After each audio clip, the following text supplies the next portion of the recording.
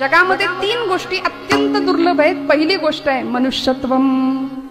मनुष्य जन्माला येणं हे नाही बरं का, माणसं बरीच जन्माला येतात, भरपूर लोकसंख्या आमची वाढतेच आहे, पण मनुष्यत्व असा शब्द आचार्यांनी वापरलाय. माणूस पण ज्याला म्हणावं फार दुर्मिळ आहे बरं. दिसतं का हो? आता तर नाहीच. आता आम्ही इतके पुढारलो, इतके सोफिस्टिकेटेड झालो, शेजारी कोण राहते याचा पत्ता नसतो आम्हाला फ्लॅट संस्कृतीमध्ये. त्यामुळे माणूस पण शोधून सापडा मिळवावं लागतं. मनुष्यत्वम. मुमुक्षुत्वम दुसरी गोष्ट सांगितली, लक्ष देऊन ऐका बरं. विठ्ठल विठ्ठल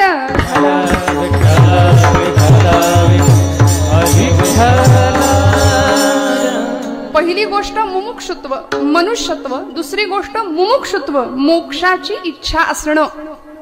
ही दुर्लभातली दुर्लभ गोष्ट आहे. आणि तिसरी गोष्ट आहे दुर्लभ असलेली महापुरुष संश्रयः. संतांचा, सत्पुरुषांचा, साधूंचा, सज्जनांचा संग आयुष्यामध्ये मिळणं ते फार दुर्मिळ झालंय.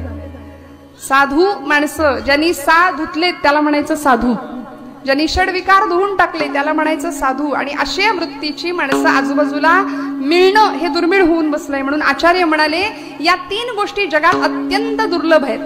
मग दुर्लभ असलेलं मनुष्यत्व जर आम्हाला मिळाले, माहिती ना, नरदेहाला आम्ही जन्माला आलो, 84 लक्ष योनी मात्रांमधून मानव देह प्राप्त झाला.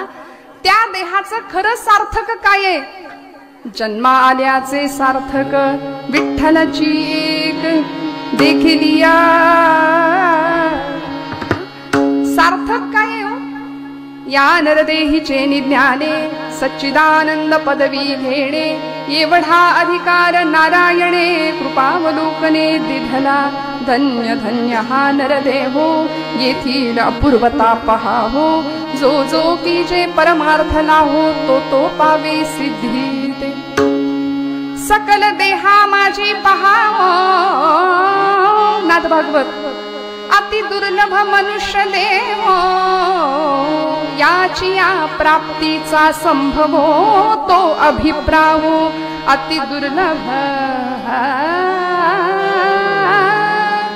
सकल देहा माझी पहावो, अति दुर्लभ मनुष्य देहो. नाथांनी सांगितलं, समर्थांनी सांगितलं, तुकोबांनी सांगितलं, ज्ञानोबांनी सांगितलं, सगळ्यांनी सांगितलं, दुर्लभ असलेला नरदेह आम्हाला प्राप्त झाला. मग त्या देहाचं काय सार्थक आहे? काय करायचं जन्माला येऊन? जन्माला येऊन काय करायचं असं विचारलं तर काही मंडळी छान उत्तर देतात, खा प्या मजा करा, आरामात राहा. चार्वाकाचं तत्वज्ञान सुद्धा काही लोक समोर आणतात. ऋणं कृत्वा घृतं पिबेत. कर्ज काढून तूप प्या म्हणले, पुन्हा काय माहिती पुढचं. त्यामुळं मजेत राहायचं, मस्त राहायचं. कशासाठी जगतो आपण? लोक म्हणतात खाण्यासाठी. मग म्हटलं कशासाठी खातो आपण? जगण्यासाठी. याच्या पलीकडे आमचं जातच नाही. परवा एक मावशीबाई म्हणले आमच्या जावयाला फार म्हणले खावं लागतं, चांगलं चुंगलं करून खायला घालते. आता हे खरं सासू सासरा जाऊ हे कीर्तनात नसावं, पण लोकांना तेच आवडतंय, करायचं काय. असं सांगितलं की आमचा महिला वर्ग लगेच चेहरे खुलतात. बघा तुम्ही जरा काहीतरी. आता हा सासूची गोष्ट, पण असं नाहीये बरं. हे सासू सासऱ्यांच्या गप्पा मारण्याचं ठिकाण हे नाहीये. त्या मावशी म्हणले आमच्या जावयाला फार म्हणले खायला लागतं. मग म्हणलं खाल्ल्यावर मस्त ताणून देतात, झोप येते. मग झोपल्यावर पुन्हा खायला लागतं, खाल्ल्यावर पुन्हा झोपायला लागतं. हेच चाललंय आमचं. What is the mission of my life? माझ्या जन्माचं ध्येय काय? माझ्या जन्माचं गंतव्य काय? मी काय करायचंय जन्माला येऊन? वाटसरू रस्त्याने निघालाय, गावात आला, अनोळखी व्यक्तीला विचारलं, म्हणले हे गाव कुठलं आहे, हा रस्ता कुठं जातो? गावातल्या लोकांनी त्याला विचारलं, पाहुणे तुम्ही कुठले? म्हणले तुम्ही कुठून आला? तो म्हणला माहित नाही. माहित नाही? बरं मग जायचंय कुठं तुम्हाला? ते पण माहिती नाही म्हणले. कुठून आलो माहिती नाही, जायचंय कुठं माहिती नाही. राहू दे म्हणले, तुम्ही कोण हे तरी माहितीये का? नाही म्हणले, ते पण नाही माहिती. मी कोण कोठील कुठे मज लागी जाणे, काहे जगात घडले ममसाच येणे. याचा विचार करिता शिणली ही काया, सांगून हे सुखी करा मज स्वामीरा. मी कोण कोठील, मी कुठून आलोय, मला कुठं जायचंय? येताना काही गॅरंटी कार्ड घेऊन आलोय का आपण? अमुक इतके दिवस मी इथं राहणार आहे. आणलंय का कुणी? आणलं असेल तर सांगा येताना. प्रत्येक वस्तूची गॅरंटी आहे, वॉरंटी आहे. साधा एखादी वस्तू बाजारातून आपण आणली तरी त्याच्यावर आपण काय बघतो पहिल्यांदा महिला वर्ग? Expiry date. मग ती खाण्याची असू दे, कुठली वस्तू असू दे, काही वर्षाची 2 वर्षाची त्याला गॅरंटी आहे, वॉरंटी आहे. तसं या वस्तूला काही वॉरंटी आहे का? काही गॅरंटी आहे का? काही कार्ड येताना सोबत आणलंय का, पाठवलंय का? नाहीये. मग काय विश्वास आहे? कुठला क्षण शेवटचा ठरू शकतो, कुठला दिवस शेवटचा ठरू शकतो, नाही माहिती. वेळ, वार, तिथी, दिवस सगळं निश्चित आहे, फक्त आपण अनभिज्ञ आहोत आणि आपल्याला त्याचं विस्मरण झालंय म्हणून आपण भ्रमिष्ठासारखे राहतो. त्याचं स्मरण व्हावं ही तुकोबरायांची इच्छा आहे. कारण तुकोबरायांनी का केलं आणि त्यातून तुकोबरायांना काय मिळालं, नेमकं काय केलं तुकोबरायांनी, ते केल्यामुळे महाराजांना काय मिळालं हे तुकोबराय आम्हाला का सांगतात? कारण आम्ही आयुष्यभर इतकं करतो संसारासाठी, प्रपंचासाठी इतकं करतो, पण आमचं करणं काही संपत नाही, थांबत नाही. आम्ही इतकं मिळवतो, मिळवणं काही संपत नाही. मग तुकोबराय म्हणतात नेमकं काय करायचं आणि काय मिळवायचं अभंगाच्या प्रथम चरणापासून. यासाठी केला होता टास, यासाठी केला होता टास, यासाठी केला होता टास, यासाठी केला होता टास, यासाठी केला होता टास, केला होता टास, यासाठी केला होता टास, यासाठी केला होता टास, यासाठी केला होता टास,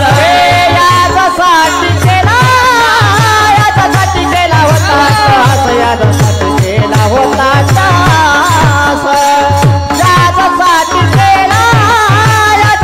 होता टास, यासाठी केला होता टास, यासाठी केला होता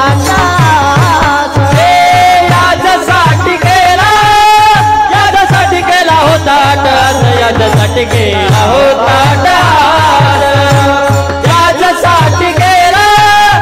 यासाठी केला होता टास, यासाठी केला होता टास, शेवटचा दिसा गोडा भावा, शेवटचा दिसा गोडा भावा, शेवटचा दिसा गोडा भावा, शेवटचा दिसा गोडा भावा,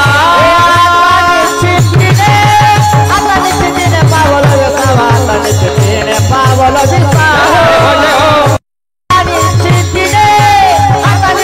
पावलं विसावा, आता निश्चितीने पावलं विसावा, आता निश्चितीने पावलं विसावा, आता निश्चितीने पावलं विसावा, आता निश्चितीने पावलं विसावा, आता निश्चितीने पावलं विसावा, पावलं विसावा, पावलं विसावा,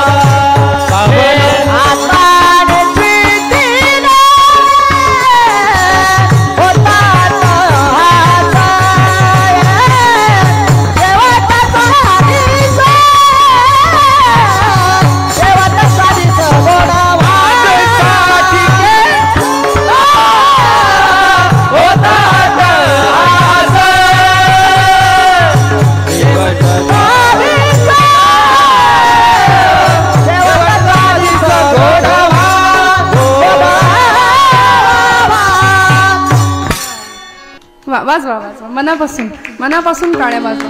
जीव तोडून ही मंडळी साथ करतात. मला महाराजांचं नाव नाही माहिती, पण पखवाजवरची थाप हर्षल महाराज ताजनी, हर्षल महाराजांना मनापासून म्हणजे त्यांना धन्यवाद आणि जोरदार टाळ्या वाजवा त्यांच्यासाठी. कारण निर्जीव असलेल्या चामड्यातनं तुम्हाला मला बरं वाटेल, खरं वाटेल असा आल्हाददायक आवाज निर्माण करणं हे सोपं नाही, हे एका दिवसात साध्य होत नाही. त्यामुळे मनापासून ही सर्व गायक वादक सगळी मंडळी त्यांच्या ऋणात राहावं तेवढं कमी आहे. महाराजांनी प्रथम चरणामध्ये मी काय केलं हे सांगितलंय. याचसाठी केला होता अट्टहास, शेवटचा दिवस किंवा दिस गोड व्हावा. काय केलं महाराजांनी? अट्टहास केला, प्रयत्न केला, प्रयत्नांची पराकाष्ठा केली. कशा करता? शेवटचा दिवस गोड व्हावा. आम्ही कधी विचार करतो शेवटच्या दिवसाचा? आम्हाला तो नकोच असतो. मृत्यू हे जगातलं अंतिम सत्य आहे. मृत्यू ही अटळ गोष्ट आहे हे माहीत असतं तरी सुद्धा आम्ही एखाद्याला पोचवायला गेल्यानंतर काय गप्पा मारतो? काय गप्पा असतात? टायर घाला 2-4 म्हणजे अजून पेटेल आहे की नाही? काय नाही, आत्ता होते, काल होते, संपलं सगळं. मनुष्य जन्मात काही नाही, शेवट झाला म्हणाले, संपलं. राम राहिला नाही जीवनामध्ये. या सगळ्या गप्पा कुठे असतात? तिथं. ते तेवढ्या पुरतं येतं, त्याला स्मशान वैराग्य म्हणतात. तिथल्या पुरतच असतं ते. घरी आलो की आमचं जैसे थे सुरू, मग आम्हाला घेणं देणं नाही. आम्हाला असं वाटतं मृत्यू आम्हाला कधीच येणार नाही, आम्ही अमर आहोत. पण असं नाहीये. माणूस मृत्यूला घाबरतो, नवे मृत्यूचं विस्मरणच माणसाला झालंय. तुकोबराय म्हणतात, आम्ही मरणाचा सोहळा केला. आपुले मरण पाहिले म्या डोळा, धन्य तो सोहळा अनुपम्य. मरणा हाती सुटली काया, माझा शेवट मी पाहिला. तुकोबराय म्हणतात, आमचं मरण आम्ही अनुभवलं. आता जिवंतपणी अनुभव तुकोबरायांनी घेतलाय. कशाचा? आपण जागे आहात ना सगळे? जिवंतपणी अनुभव घेतलाय. कशाचा? मृत्यूचा. आणि मृत्यूचा कुठे सोहळा असतो का हो? पण तुकोबरायांनी काय सांगितलं? धन्य तो सोहळा अनुपम्य. मरणाचा सोहळा केला. तुम्ही आम्ही या मागे या विचारालाही शिवत नाही. हा विचारही तुमच्या माझ्या अंतःकरणाला मनाला शिवत नाही. मरणाचा कुठे सोहळा असतो का? पण महाराजांनी तो केला. नवे साक्षात भगवंत न्यायला आले. लोकांनी याच्यावरही शंका उठवल्या, असं कुठं काही होतं का? वैकुंठातनं विमान येतं का? नाही. महाराजांना विमान आलं न्यायला भगवंतांचं. हे त्रिकाला बाधित सत्य की तुकोबराय वैकुंठाला गेले होते. विठ्ठल विठ्ठल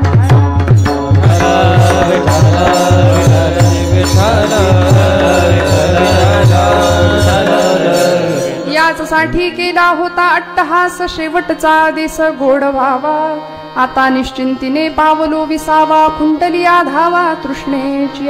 महाराज म्हणले यासाठी अट्टहास केला होता. याजसाठी. कशासाठी?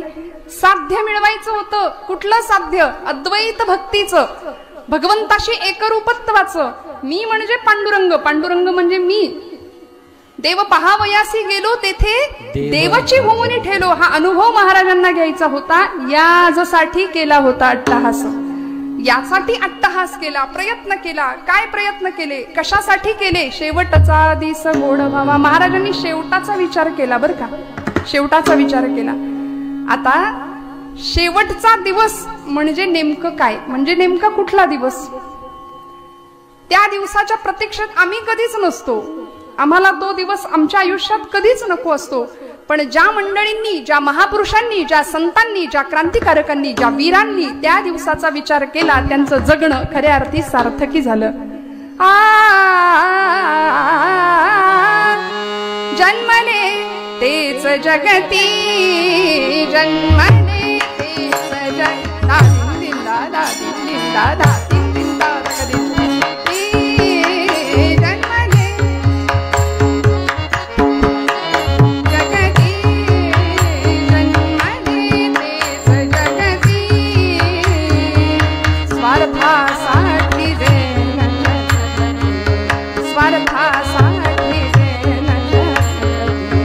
दुसऱ्यासाठी सदा जगावे, दुसऱ्यासाठी सदा जगावे.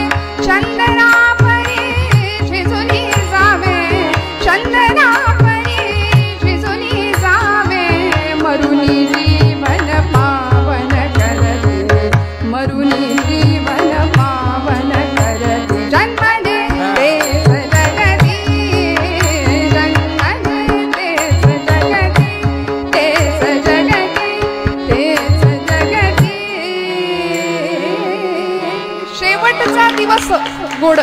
ज्यांना वाटलं त्यांचं जीवन चंदनासारखं होतं, दुसऱ्यासाठी झिजणारं होतं. आणि जे झिजतं तेच रुजतं, त्यालाच सुगंध प्राप्त होतो. जे झिजत नाही ते कुजून जातं आणि त्याला दुर्गंधी आहे. म्हणून अशा एखाद्या पुण्यस्मरणानिमित्त ज्यावेळी आपण येतो ना, त्यावेळी ती व्यक्ती काय असेल याचा अंदाज लागतो. त्यामुळे तुकोबराय म्हणतात की माझं जगणं यासाठी आहे, माझा अट्टहास यासाठी आहे की माझा शेवटचा दिवस गोड झाला पाहिजे. आज आम्ही देव, देश आणि धर्म या 3 गोष्टींचा ज्यावेळी उच्चार करतो, त्यावेळी आमचे समाज सुधारक, आमचे क्रांतिकारक, आमचे संत सत्पुरुष पूर्वसुरींची आम्हाला आठवण होते की त्यांनी आयुष्याचा प्रत्येक कण, प्रत्येक श्वास वेचला देवासाठी, धर्मासाठी आणि देशासाठी. म्हणाले त्यांचा शेवट निश्चित गोड झाला, निश्चित गोड झाला. आजही हजारो वर्षानंतर सुद्धा, 750 वर्षानंतर सुद्धा ज्ञानोबांचं नाव घेतलं की आमचं हृदय हेलावतं, डोळे पाणावतात. तुकोबांचं नाव घेतलं तरी आमचा उरू अभिमानानं भरून येतो की आम्ही महाराजांच्या महाराष्ट्रात राहतो, ज्ञानोबांच्या महाराष्ट्रात राहतो.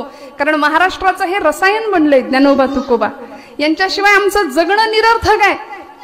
संतांच्या पाठोपाठ आमचे महापुरुष छत्रपती शिवप्रभू असतील, भगतसिंग, राजगुरू, अनंत कान्हेरे, सुखदेव, हे सगळे भगवद्गीता हातावर घेऊन फासावर गेले. मला वाटतं त्यांचा शेवट गोड झाला.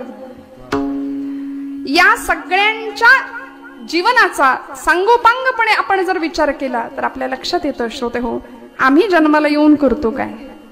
आमच्या जीवनाचा शेवट गोड कसा होईल याचा कधी आम्ही विचार केलाय का? वास्तविक किती वेळा जन्मा यावे नित्य भावे भजित, हे आपल्या बाबतीत बोलायचं झालं. तुकोबराय सांगतात आम्ही नुसती स्वतःची फजिती करून घेतो, पण शेवट गोड होणं म्हणजे नेमकं काय? देह निघून जाणं, देहाची राख होणं म्हणजे शेवट गोड होणं नाही, म्हणजे शेवट होणं असं नाही. देहाची जीवदशेतली जी भ्रमंती आहे ती संपणं म्हणजे शेवट होणं. बरं का, तुकोबरायांना हे म्हणायचंय. अनस्युत यामधला अर्थ हा आहे की जीवदशेची भ्रमंती आहे, जीव सतत फिरतोय ना. वासांसी जीर्णानि यथा विहाय नवानि गृह्णाति नरोपराणि. जीर्ण वस्त्र सांडीजे, माऊली म्हणतात नवं वस्त्र घालावं आणि जुनं वस्त्र टाकून द्यावं, त्या पद्धतीनं हे शरीराचं चालू आहे. चैतन्य तेच आहे, प्रत्येक वेळी देह बदलतो आणि आम्ही त्या चक्रामध्ये अडकतो. पुनरपि जननम पुनरपि मरणम पुनरपि जननी जठरे शयन यह संसारे खलु दुस्तारे कृपया पारे पाय मुरारे. भज गोविंदम भज गोविंदम गोविंदम भज मूढमते भज गोविंदम भज गोविंदम गोविंदम भज मूढमते. पुनरपि जननम पुनरपि मरणम, आम्ही अखंड त्या चक्रात सापडलोय. मग आमचा शेवट कसा होईल गोड? कोणता असेल शेवट आमचा याचा विचार करत असताना मला असं वाटतं शेवट गोड होणं म्हणजे नेमकं काय? कधीतरी आमच्या संतांकडे बघावं. ज्यावेळी पांडुरंगाच्या पायरीवर सुद्धा बसू दिलं जात नव्हतं असे आमचे चोखोबा, पायरीवर सुद्धा ही नयाती मी महार पूर्वी निळाचा अवतार. मला बसता येत नाही, सगळे लोक धक्का मारून हाकलून द्यायचे. अरे चोख्या, देव भ्रष्ट झाला, विटाळ झाला, चाल बाजूला हट म्हणून हाकलून द्यावं, ढकलून द्यावं चोखोबांना. का हो? देवावर सावली पडू देत नव्हते असा 750 वर्षापूर्वीचा काळ कर्मठांच्या वर्चस्वाखाली असलेला. संधी मिळाली की कर्मठ, ही कर्मठाची खरी व्याख्या माझ्या मते. विठ्ठल विठ्ठल.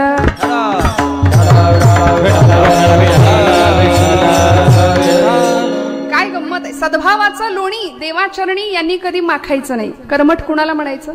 सद्भावाचं लोणी देवाच्या चरणी यांनी कधी माखायचं नाही. सद्भक्तांच्या सद्भावाचा अमृत यांनी कधी चाखायचं नाही. स्वतःच्या विषयी आणि कपटी मनाला यांनी कधीही रोखायचं नाही. याला म्हणायचं कर्मठ. विषयांमध्ये लडबडलेली माणसं चोखोबांवर जरा काही झालं की आळ आणायचा, जरा काही झालं की त्यांना त्रास द्यायचा. आणि चोखोबांची भक्ती विलक्षण आहे. पांडुरंगाच्या पायरीवर बसावं. भगवंता मला तुझ्यापर्यंत येता येत नाही, तुझ्या पावलांवर डोकं टेकता येत नाही. काय अवस्था असेल? आज आम्ही 18 पगड जातीचा वारकरी संप्रदाय पांडुरंगाच्या पायावर डोकं ठेवू शकतो, पण चोखोबांना काय वाटत असेल आपण कल्पना नाही करू शकत. हाक मागावी बहु भुकेला झालो, बहु भुकेला झालो, बहु भुकेला झालो, बहु भुकेला झालो, बहु भुकेला झालो, बहु भुकेला झालो तुमच्या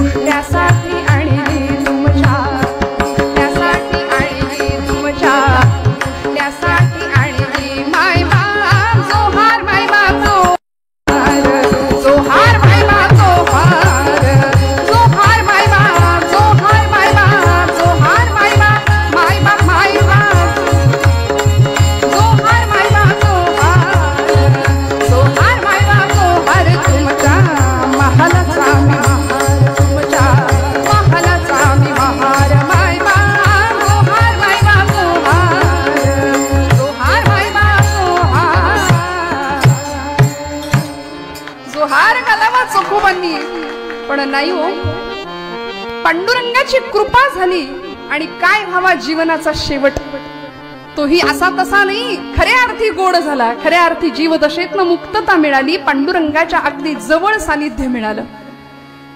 मंगळवेड्याच्या गावकुसवाच्या तटबंदीचं काम चालू असताना भिंत अंगावर कोसळली, असंख्य कामगार मृत्युमुखी पडले. नामदेव महाराज धावत आले, पांडुरंगा चोख्या गेला, चोखोबा गेले.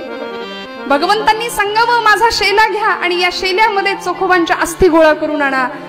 या कर्मठांनी, या लोकांनी चोखोबांना माझ्या पायरीवर सुद्धा बसू दिलं नाही ना, आता कळेल चोखोबांच्या दर्शनाशिवाय माझं दर्शन मिळणं शक्य नाही.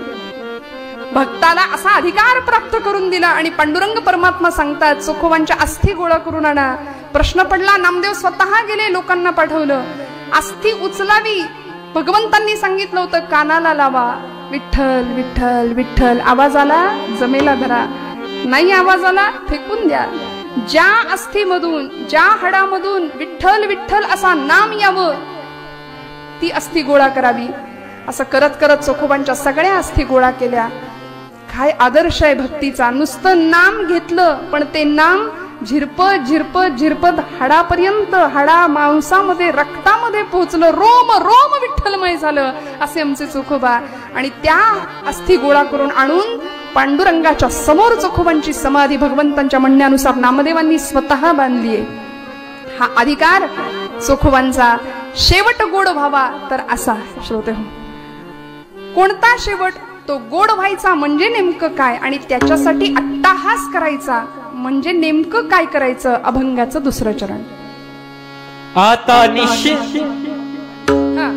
आता निश्चितीने पावलो विसावा, आता निश्चितीने पावलो विसावा, आता निश्चितीने पावलो विसावा, आता निश्चितीने पावलो विसावा.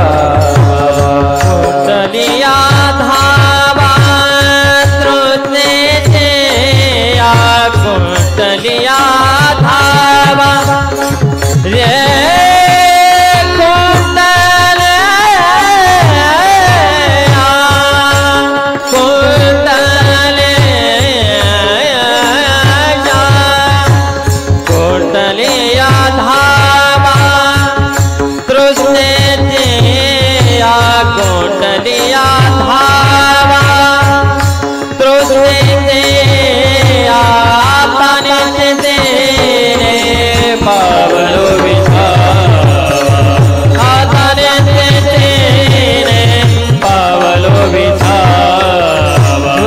रे